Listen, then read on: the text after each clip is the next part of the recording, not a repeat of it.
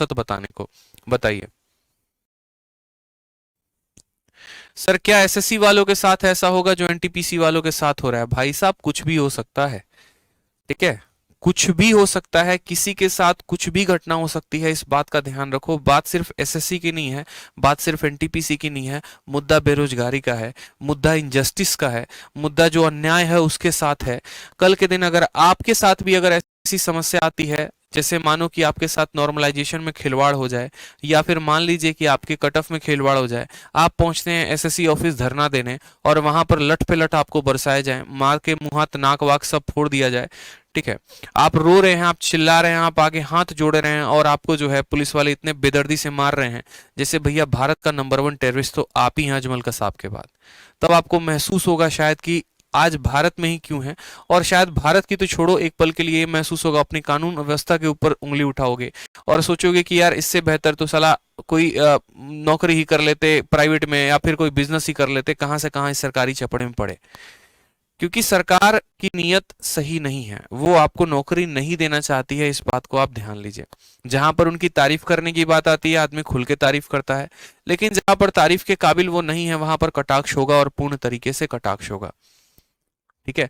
ये बिल्कुल भी सही नहीं है। एक युवा जो आगे चलकर आपके देश के भविष्य को उजागर करेगा, हो सकता है कल के दिन वो एक आईएएस ऑफिसर बन जाए, हो सकता है कल के दिन वो एक आईपीएस ऑफिसर बन जाए, हो सकता है किसी स्टेट का वो जो है एम्बेसडर बन जाए, किसी कंट्री में जाकर एम्बेसी बन जाए, और आप उसको सीख क्या दे रहे हो?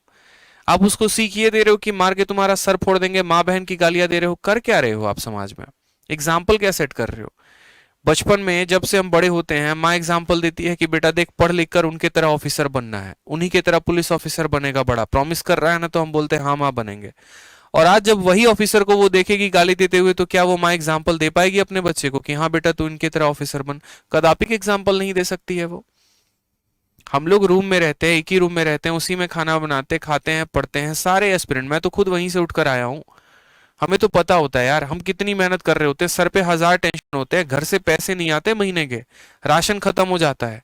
बहुत बार तो ऐसा होता है बच्चे फोन करके बोलते हैं सर खाना खत्म है, फिर फोन पे करता हूं उनको मैं। ऐसे ऐसे हालात हो जाते हैं, बहुत बार ऐसे हो जाते हैं। कितने बच्चे ऐसे हैं जिनको दिल्ली में मैंने मुफ्त पे रखा हुआ है, क्योंकि मैं उनके हालात को समझता हूं। क्या सरकार इस बात को समझती है? यार अगर नौकरी आप दे रहे हो तो सवाल भी तो हम आप ही से करेंगे ना। अगर मानो आपके घर में कोई चीज की समस्या प्रॉब्लम आती है, आप किससे पूछते हो? आप अपने पापा से क्वेश्चन करते हो। मानो आपको कोई चीज चाहिए तो आप किससे पूछते हो? अपने माँ बाप से उस चीज का डिमांड करते हो कि हाँ मुझे ये ला के दे दो, मुझे वो ला के दे दो। अब भैया नौकरी हुई है, डिफॉल्ट हुआ है, उसके अंदर प्रॉब्लम्स आई हैं, 20 गुना कैंडिडेट के जगह 11 गुना कैंडिडेट का सिलेक्शन हुआ है, तो वो यार सरकार से ही तो बोलेंगे ना जाके। पहले वो 2 दिन तक शांति से ट्विटर पर स्ट्राइक करते हैं, उसकी कोई बात नहीं सुनी जाती है, तब नौबत ऐसी आती है कि वो रेलवे स्टेशन पर धरना देते हैं। आपके रैली में भीड़ बने उससे कोई प्रॉब्लम नहीं है, हजारों की संख्या में, लाखों की संख्या में लोग आ रहे हैं, उससे कोरोना नहीं होता है। लेकिन एक युवा जो अपने हक के नौकरी के लिए आपके सामने प्रदर्शन देता है, तो उससे आपको कोविड प्रोटोकॉल्स याद आ जाते हैं, फिर आप लाठी लेके चल पड़ते हैं, चलो भैया आज तो व्यवस्था लगाना है। कभी किसी नेता के रैली में क्यों नहीं लाठी चार्ज होता है? क्या वहां भीड़ नहीं होती है? बेफिजूल के लोग वहां पी तो जाते हैं, क्या जरूरत है किसी के भाषण सुनने की? आप भी आ जाओ सर, डिजिटल पे आ जाओ, क्या दिक्कत है? एक अपना चैनल खोल लो, चैनल पे चला देना, मर्जी होगी हमारी हम देखेंगे, मर्जी होगी हम नहीं देखेंगे। ये नहीं होता ना यार, समझना पड़ेगा कि असल में हम जा कहाँ रहे हैं। बात सिर्फ आज की नहीं है, आज के 10 साल बाद की क्या है। आप रघुराम राजन का स्टेटमेंट देखिए, उन्होंने क्या कहा। पूर्व आरबीआई के गवर्नर थे, उन्होंने कहा अगर यही हालात बने रहे ना, अगर यही हालात बने रहे कि सभी कोचिंग बंद रहे, सभी संस्थान बंद रहे, तो आने वाली पीढ़ी हमारी अनपढ़ होगी, इस बात का गारंटी लिखवा लो आप मुझसे।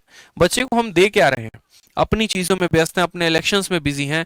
किसी की वैकेंसी आती है नहीं आती है, पेपर होता है नहीं होता है, क्या कट ऑफ गई क्या नहीं गई। 2019 का पेपर था, 2022 में रिजल्ट आया, तुम 3 साल ऐसे लगा दिए, उसके बाद भी अभी मेंस कंडक्ट करवाना है, उसके बाद ज्वाइनिंग में फर्जीवाड़ा करोगे, रातों रात वैकेंसी कम कर देते हो। एसएससी का वैकेंसी रातों रात कम हो गया 2019 के पेपर में। क्या ये बातें गवर्नमेंट को नहीं दिखती हैं? हजार फर्जीवाड़े। यार एक बच्चा कितनी मेहनत करता है, अरे आके देखो ना, हालत खराब हो जाएगी भाई साहब तुम्हारा ये 200 नंबर का तैयारी करने में। उसको मैथ भी पढ़ना है, इंग्लिश भी पढ़ना है, रीजनिंग भी पढ़ना है, जीएस भी पढ़ना है, कहां से पढ़ेगा यार वो? जान मार दो उसकी आके। एक तो बेरोजगारी से मर रहा है, ऊपर से जो है गरीबी से मर रहा है, अब ऊपर से तुम लाठी चार्ज और करवा दो कि सर फटे तो पैसे भी ना हो जेब में जाके इलाज करवाने के लिए। और मार ऐसे रहे हो बच्चे को जैसे लग रहा है कि भैया जानी दुश्मन है तुम्हारा। आज सिचुएशन सही नहीं है, इस बात को समझिए। आप किस दिशा में जा रहे हैं इस बात को समझिए। सरकार से मेरी हाथ जोड़कर विनती है, भैया बच्चे हैं, ठीक है, टेररिस्ट नहीं है जो आप इस तरीके से कर रहे हो, लाठीचार्ज करवा रहे हो, उनके हिस्से का नौकरी खा रहे हो। चारा तक तो खा गए चारे घोटाले में, कोयला खा गए कोयला घोटाले में, 2G स्पेक्ट्रम में सब खा गए। अब बच्चों की जो नौकरी है वो मत खाओ, कम से कम जो उनके हक का है, जिसके लिए वो दिन रात मेहनत करते हैं, वो उनको दो। वो आपसे कुछ अधिक नहीं मांग रहे। उन्होंने ये नहीं सवाल किया आपसे कि हाँ भाई साहब 2011 में 2012 में बैंकिंग में 11,000 वैकेंसी आती थी, आज 1100 ही वैकेंसी क्यों आती है, जवाब चाहिए। पूछता है भारत, नहीं पूछा उन्होंने आपसे। उन्होंने तो बस ये कहा भाई साहब देखो बात ऐसी है, जो तुमने फॉर्म में लिखा है कि 20 गुना कैंडिडेट लेंगे, बस वही 20 गुना कैंडिडेट दो हमें। क्यों पागल बना रहे हो? नौकरी नहीं देनी थी पहले बोल देते। जब चुनाव आया 2019 में, पैसे की जरूरत पड़ी, निकाल दिया एनटीपीसी का वैकेंसी, हर बंदे से ले लिया 450 रुपए, लाखों करोड़ों रुपए आ गए। एक साल तक उसी पैसे से पूरा का पूरा फंडिंग किया, पैसे इंटरेस्ट पे लगाए, क्या किया वो आप जानो सर। बच्चे का तो एक साल बर्बाद हुआ ना। अब बच्चा एक साल बाद जब आपको प्रोटेस्ट करता है तो याद आता, अच्छा पैसा लिए थे, भूल गए रे ससुरा, पेपर करवाना है उसका। तब जाते हो पेपर करवाने, और पेपर करवाने के बाद 50 नौटंकी उसको दिखाते हो।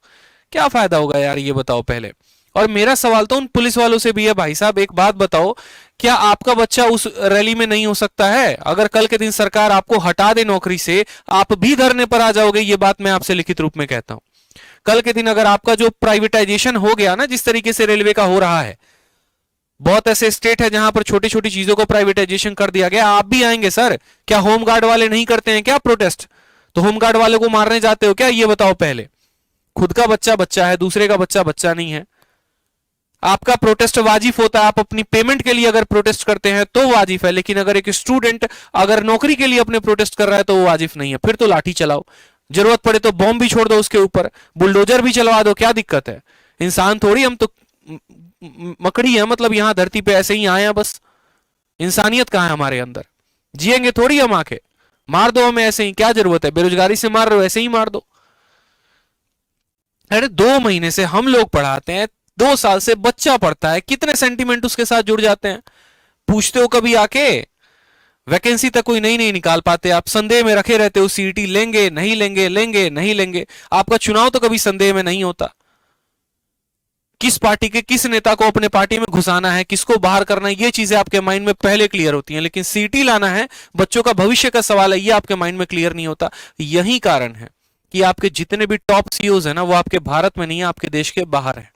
यही कारण है कि जो फेसबुक के हैं, गूगल के हैं या माइक्रोसॉफ्ट के हैं, वो आपके कंट्री में काम ही करना पसंद नहीं करते हैं। आप कितना भी डिजिटल इंडिया चला लो, कितना भी स्किल इंडिया चला लो, आपके कंट्री में कोई नहीं आएगा। यही कारण होगा। इसलिए नहीं आएगा क्योंकि आप उस तरीके का प्रोत्साहन नहीं दे रहे। हुनर है, ये भारतीय ऐसे है ना, और ये भारत के युवा ऐसे हैं, पूरे भारत में पूरे विश्व में डंका बजा सकते हैं अपने ज्ञान का। यही वो भारत है जिसने जीरो की खोज की थी, यही वो भारत है जिसने इतनी क्रांति लेकर आया था, और आज यही वो भारतीय हैं जो पूरे बाहर से पूरे विश्व को कंट्रोल करके रखते हैं। लेकिन इन्हीं भारतीयों के अखंड विश्वास के साथ आप जो है ना मजाक कर रहे हो और कुछ ना कर रहे। इनके भविष्य के बारे में आप सोच ही नहीं रहे। आपके लिए अपना चुनाव इंपॉर्टेंट है, आपके लिए अपने आरोप प्रत्यारोप इंपॉर्टेंट है, लेकिन बच्चों का भविष्य का कहीं पर कोई भी बात किया ही नहीं जाता।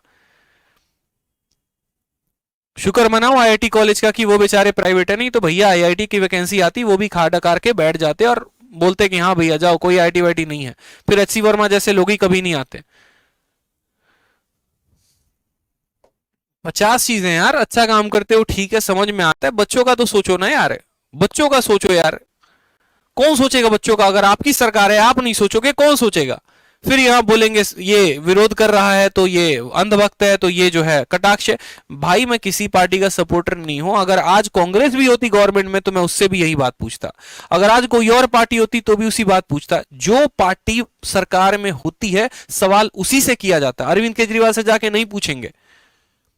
मोदी जी हैं पार्टी में तो मोदी जी से ही पूछा जाएगा और किसी से नहीं पूछा जाएगा, क्योंकि हमने वोट उनको दिया है, हमारा हक बनता है।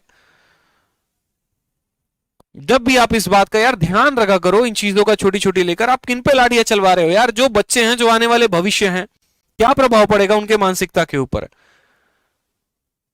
खुले मन से कभी भी क्या वो नेशन को सपोर्ट कर पाएंगे? क्या वो सरकारी सेवा दे पाएंगे? पता चला किसी ड्राइवर के बेटे के ऊपर लाठी चलवाए, वो खुन्नस में आए, ड्राइवर गाड़ी चला रहा था, लेकर कुदा देगा आपको नदी में। समझा करो इस बात को, थोड़ा सा ध्यान रखा करो।